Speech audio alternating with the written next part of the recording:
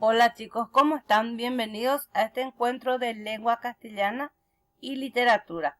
Quien les saluda una vez más, la profe Irma Domínguez desde Alto Paraná, Paraguay. Hoy vamos a estar viendo el tema del barroco.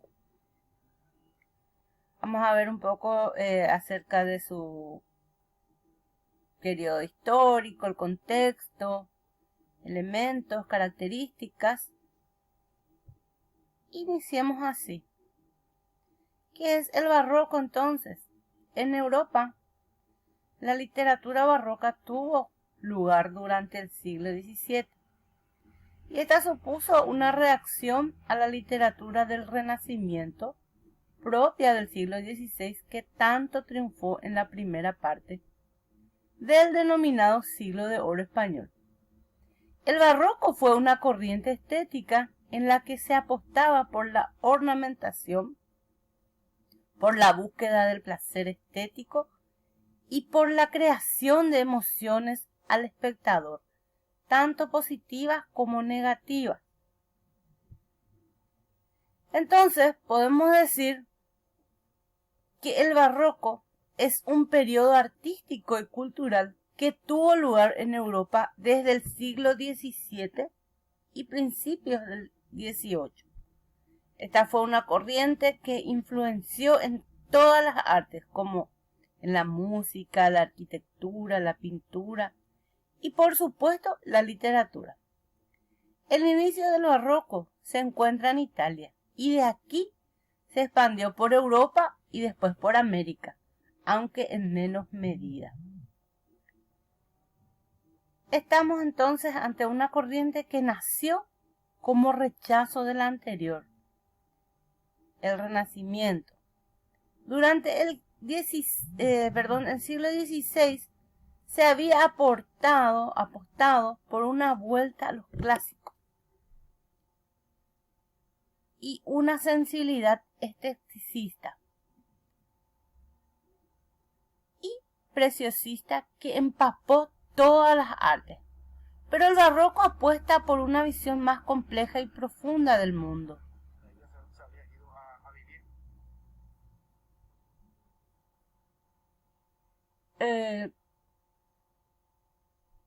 Por eso, los artistas mostraron una perspectiva más pesimista y crítica con la sociedad.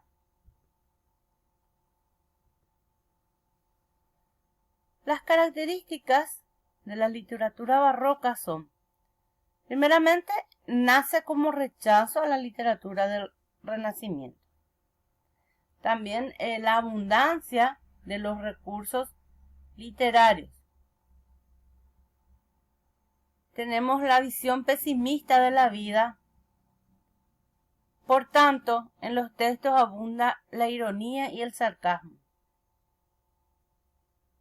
Tenemos también innovaciones literarias, el terceto, el soneto o la redondilla.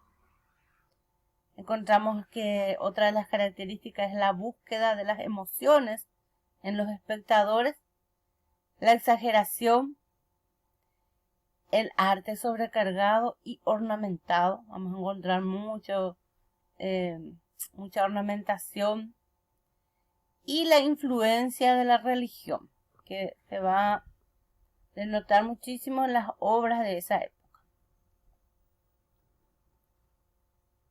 Los temas, veamos entonces, para conocer o para seguir conociendo las características de la literatura barroca más destacadas, es importante que analicemos cuáles fueron los temas más habituales entre los autores de esta corriente.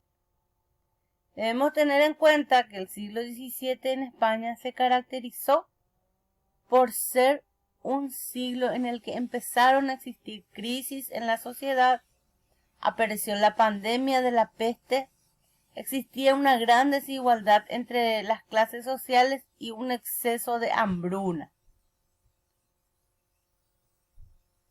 Este contexto social que hizo marcó de sobremanera los textos literarios del barroco.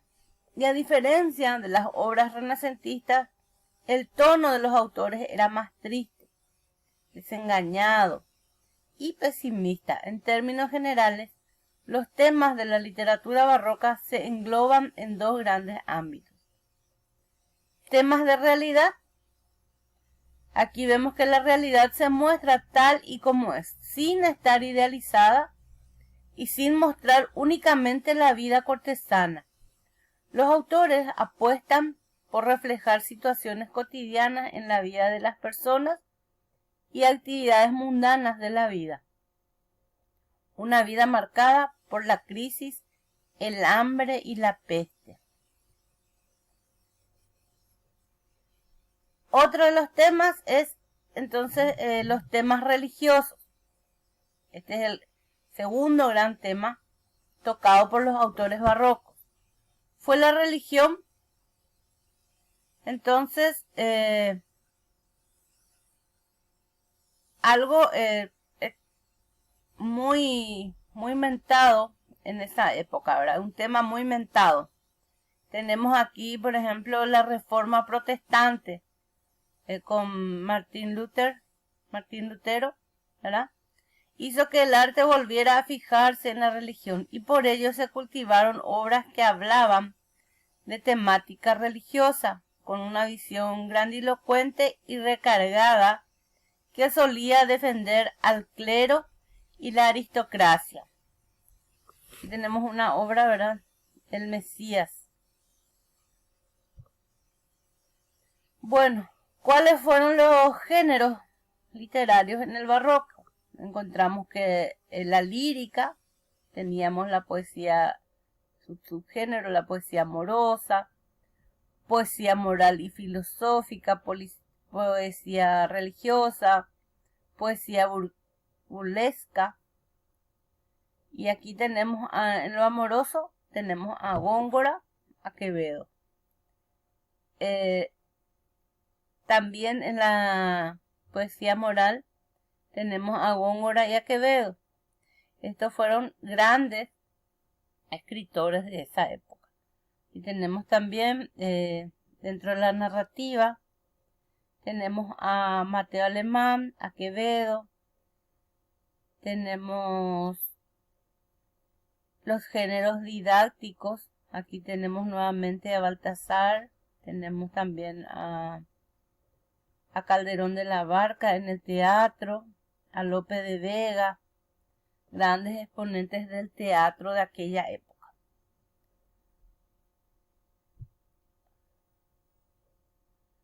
Bueno, luego surge el neoclasicismo.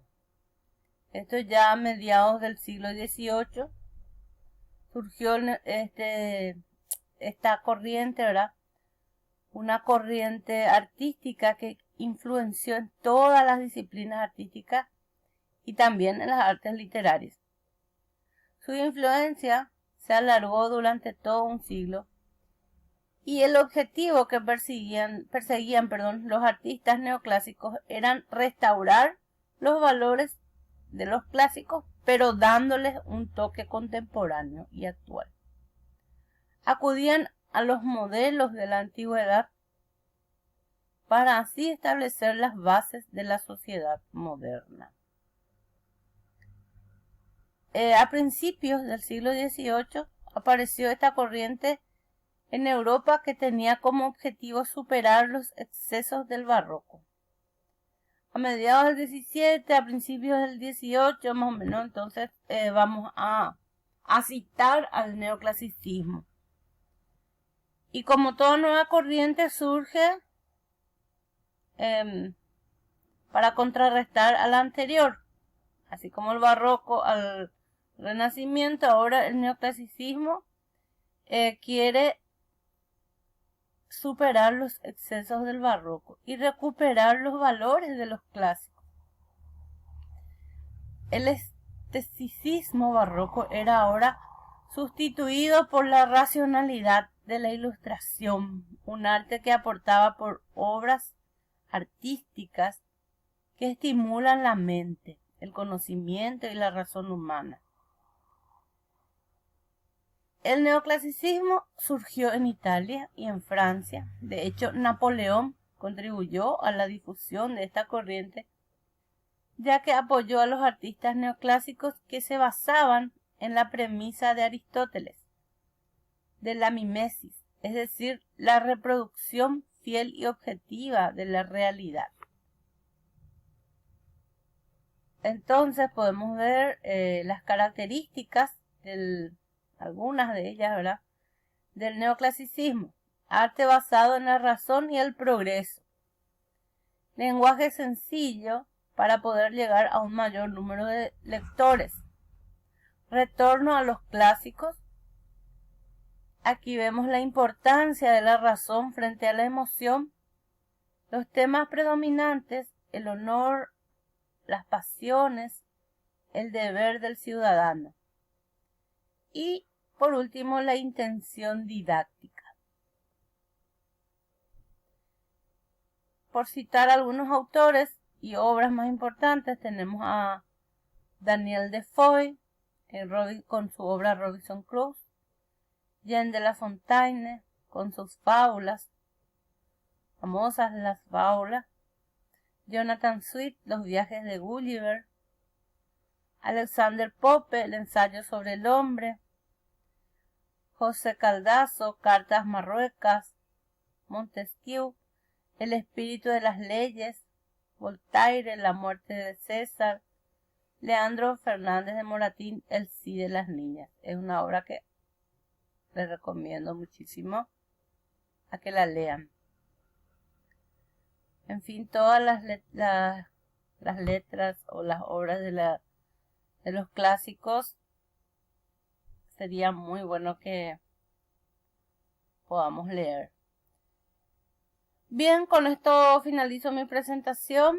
Espero que puedan completar correctamente las actividades. Tienen 2 obras para el análisis, entre ellas A un nariz. Muchísimas gracias. Hasta pronto.